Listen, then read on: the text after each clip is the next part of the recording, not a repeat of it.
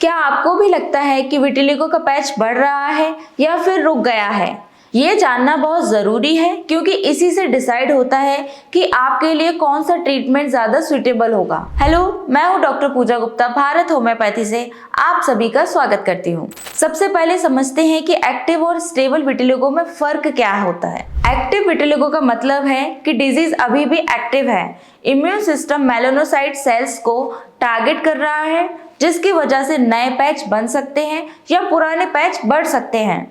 वहीं stable vitiligo में patch का साइज और शेप काफी समय से सेम रहता है और नए पैचेस डेवलप नहीं होते।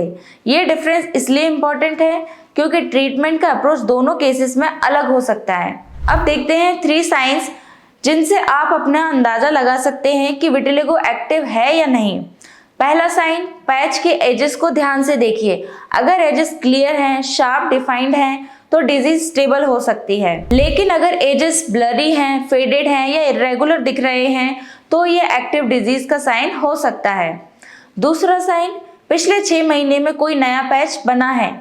अगर हाँ, तो ये भी डिजीज एक्टिविटी का इंपॉर्टेंट इंडिकेटर हो सकता है। तीसरा साइन, क्या चोट या खरोच लगने के बाद उसी जगह नया पैच बना? इसे कोइबनर फिनोमेनन कहा जाता है और ये भी एक एक्टिव विटिलिगो का कॉमन साइन हो सकता है। अगर इनमें से एक या एक से ज्यादा साइन आपके साथ हो रहे हैं तो अपने डॉक्टर से जरूर कंसल्ट करें। भारत होम्योपैथी में हम सबसे पहले ये एसेस करते हैं कि आपका विटिलिगो एक्टिव है या स्टेबल है और उसके बाद उसी हिसाब से पर्सनलाइज्ड ट्रीटमेंट प्लान बनाया जाता है। अगर आप भी कंफ्यूज हैं कि आपका विटिलिगो एक्टिव है या स्टेबल है, तो अपने पैचेस की क्लियर फोटो जिसमें एजेस साफ दिख रहे हों और पिछले कुछ महीनों में हुए चेंजेस की इंफॉर्मेशन के साथ हमारे व्हाट्सएप पर भेजिए। हमारी डॉक्टर टीम आपके केस को इवेल्युएट करके आपको पूरा प्रॉपर गाइडेंस देगी। धन्यवाद, अपना ख्याल रखिए।